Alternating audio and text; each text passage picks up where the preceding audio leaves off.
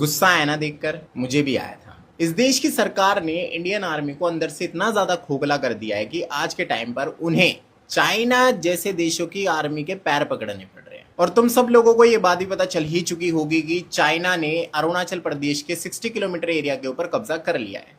अब सवाल ये उठता है कि चाइना ने जिस एरिया के ऊपर कब्जा करा है, हम वो एरिया वापस ले कैसे?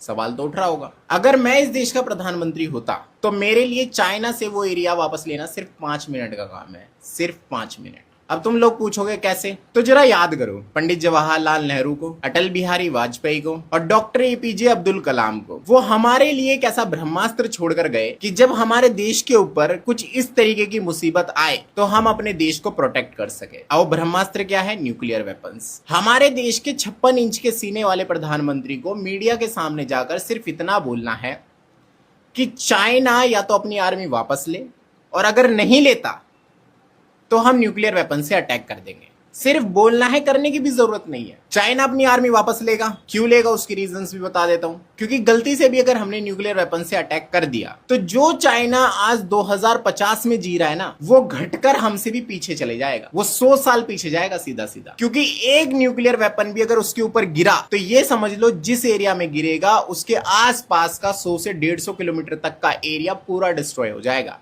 और उसका जो इंपैक्ट होगा वो ये मानकर चलना कि कम से कम 100 सालों तक दिखेगा, अगले 100 सालों तक। तो उससे रिकवरी करने में ही उसे टाइम लग जाएगा। और चाइना किसी छोटे से क्षेत्र के चक्कर में अपना इतने बड़े एरिया का नुकसान नहीं करवाएगा, इतनी अकल उसमें भी। और चलो मान लेते हैं कि वो अटैक कर दे, वो रिस्क ले ले इस वॉर में, तब भी हमें फायदा होगा। पता है क्यों?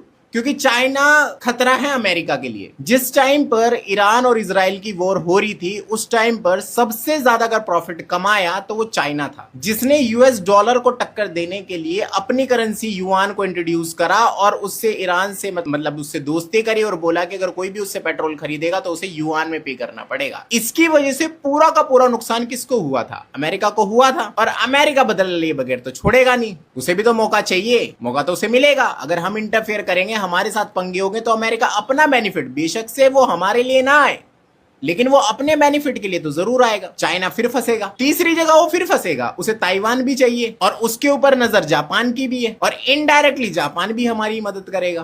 क्यों? क्योंकि वो भी चाइना को क्या करना चाहता है? पीछे धकेलना चाहता है। तो अगर वो एक बार एरिया को सोच के हमसे लड़ाई मोल भी ले ले तो वो बाकी चीजों को देखकर अपने आप पीछे हट जाएगा, अपने आप।